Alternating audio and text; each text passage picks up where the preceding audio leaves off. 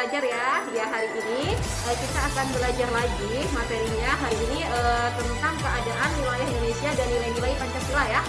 Anak-anak, negara Indonesia tercinta ini Allah telah mengaruniai beragam kekayaan yang sangat melimpah ya, dari kekayaan potensi alamnya sampai dengan keadaan penduduknya. Tentu hal ini patut kita syukuri dan kita manfaatkan secara bertanggung jawab. Bangsa Indonesia adalah bangsa yang besar. Kenapa dikatakan besar? Bukan hanya karena wilayahnya saja yang memang sangat luas, tetapi Indonesia juga memiliki banyak sekali faktor-faktor yang membuat kita harus bangga di dalamnya.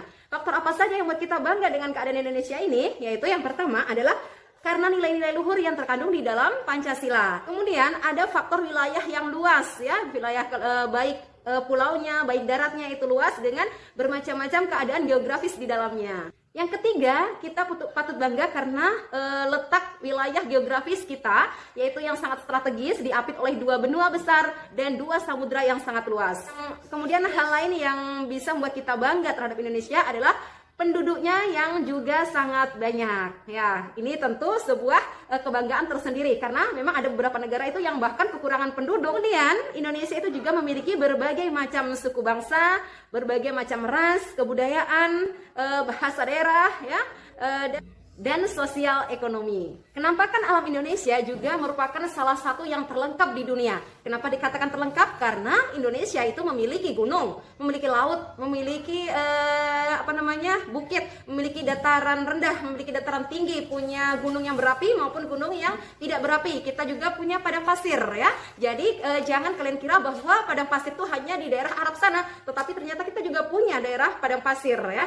Meskipun itu tidak seluas yang di daerah Arab sana. Kemudian kita juga memiliki danau, kita memiliki sungai-sungai yang panjang dan besar ya, yang kita bisa manfaatkan untuk kehidupan kita sehari-hari.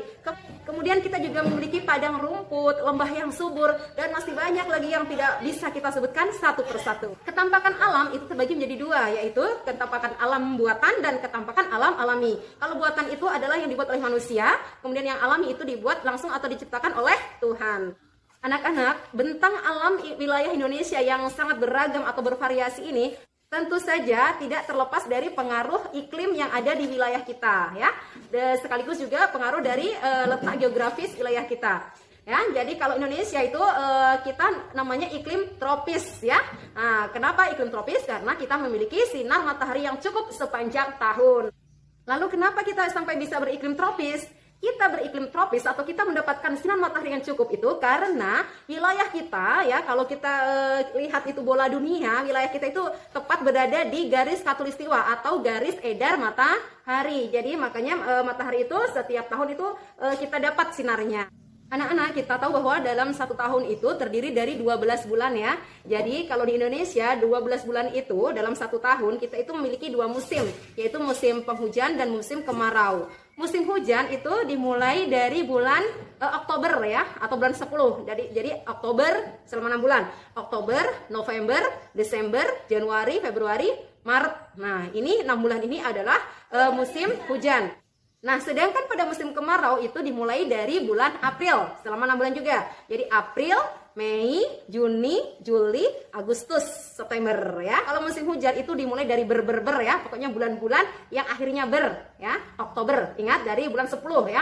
Oktober, November, Desember itu pasti banyak sumber ya, banyak sumber air yang keluar itu karena musim hujan ya. Keadaan iklim atau musim yang ada di Indonesia ya, musim hujan dengan musim kemarau yang dua-duanya itu seimbang sama-sama 6 bulan, banyak matahari dan banyak air, itu tentu saja membuat flora dan fauna yang ada di Indonesia itu menjadi beragam. Ya, flora itu adalah tumbuh-tumbuhan yang ada di seluruh wilayah Indonesia. Sedangkan fauna adalah jenis-jenis binatang yang ada di Indonesia. Dan masing-masing itu memiliki ciri khas tertentu. Contoh misalnya ya, anoa. Anoa itu adalah salah satu hewan endemik dari Sulawesi. Ya, kemudian kalau dari Jawa itu contohnya ada harimau Jawa dengan badak. Di Sumatera itu ada gajah dan juga harimau Sumatera. Kemudian di Kalimantan itu contohnya hewan atau binatang endemiknya adalah orangutan ya. Kemudian di daerah Papua itu ada burung ya. Burung ada julukan bahwa itu adalah burung surga karena saking cantiknya ya. Burung kasuari ya. Ada juga burung kakatua. Sedangkan untuk tumbuhan endemik atau tumbuhan khas untuk wilayah Indonesia, Ibu Guru ambil salah satu contoh saja, misalnya tumbuhan sagu. sagu ini hanya bisa hidup di daerah-daerah sekitar Sulawesi, Maluku ya, dan daerah timur bagian Indonesia. Nah, anak-anak sekarang perhatikan pada peta persebaran kepadatan penduduk di Indonesia berikut ini pada halaman 77, kalian boleh buka buku kalian. Di sini kita tahu bahwa di sini ada keterangan, ada warna-warni. Di sini ada warna hijau tua, kemudian hijau muda, semakin muda, kemudian ada kuning tua, kemudian ada kuning muda, ada warna oranye atau orange, dan kemudian ada warna merah. Nah, di sini ini menunjukkan bahwa pulau yang berwarna merah ini adalah pulau yang paling padat penduduknya. Kemudian di atasnya lagi yang warna oranye berarti terpadat kedua ya. Kemudian yang warna kuning muda itu agak jarang ya atau sedang-sedang ya. Kemudian ada kuning tua, kemudian ada hijau muda, hijau agak tua lagi, dan paling atas adalah warna hijau tua. Hijau tua menunjukkan adalah pulau yang penduduknya paling jarang. Jadi kalau sekarang kita perhatikan di sini peta di Indonesia ini, dari beberapa pulau ini kita tahu bahwa ada warna merah di Pulau Jawa, kemudian ada warna kuning di Pulau Sumatera, ada 2 bagian, kemudian ada warna hijau keseluruhan di Pulau Kalimantan, kemudian untuk daerah Sulawesi ada juga yang berwarna oranye ya atau warna kuning tua dengan warna hijau. Kemudian di sini juga warnanya kuning muda. Kemudian di sini ada warna hijau, di sini juga hijau keseluruhannya. Jadi dari sini kita bisa simpulkan bahwa pulau yang paling padat penduduknya, paling banyak penduduknya adalah Pulau Jawa. Dan pulau yang paling jarang penduduknya adalah Pulau Kalimantan dan Pulau Irian Jaya. Tapi ini kalau Kalimantan ini hijaunya masih hijau muda ya. Kalau kita lihat, ini di Sumatera juga hijaunya hijau muda. Ini juga hijau muda. Sedangkan hijau tua itu ada di ujung sini. Ya, ini warnanya hijau muda.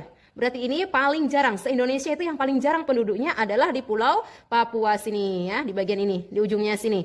Nah, kemudian yang paling padat adalah di Pulau Jawa. Nah, selanjutnya di peta ini adalah peta persebaran suku-suku bangsa yang ada di Indonesia. Jadi kalau di sini beda warna artinya itu beda sukunya. Nah, kalau kita perhatikan begitu banyak sekali warna-warni yang ada di peta ini. Itu menunjukkan bahwa Indonesia ini memiliki beragam suku bangsa. Sampai-sampai kita tidak bisa hitung ini saking banyaknya warna ya. Banyak sekali suku-suku bangsa Indonesia. Itulah kekayaan kita yang harus kita jaga dan kita lestarikan. Dan kita patut bangga terhadap kekayaan kita ini. Nah, sekarang pada halaman 85 ini ada contoh perilaku yang tidak mencerminkan nilai-nilai Pancasila ya, yang tidak. Contohnya di lingkungan sekolah, rumah, dan di masyarakat. Di lingkungan sekolah yang tidak sesuai dengan Pancasila itu apa? Misalnya memilih teman yang kaya saja ya, kemudian suka berkelahi, menyontek, tidak jujur ya. Kalau di rumah contohnya suka berbohong, membantah orang tua, bermalas-malasan, tidak mau bekerja keras ya. Kemudian sedangkan di lingkungan masyarakat contohnya ini ya, menganiaya teman ya, kemudian melakukan kekerasan, suka pamer kekayaan, kemudian melarang orang lain beribadah dan lain sebagainya. Selanjutnya nak perhatikan pada halaman 89 kalian ikuti ya, kalau ibu guru buka buku yang halaman sekian kalian juga buka. Halaman 89 ini ada beberapa kenampakan ya, kenampakan alam atau bentang alam Indonesia, ada yang alami dan ada juga yang buatan. Nah, ini ya contohnya jalan ya, jalan ini yang membuat manusia. Jadi kalau jalan ini adalah kenampakan buatan ya, ini jalannya. Kemudian di sini ada sawah. Sawah ini juga dibuat oleh manusia, berarti ini adalah kenampakan buatan.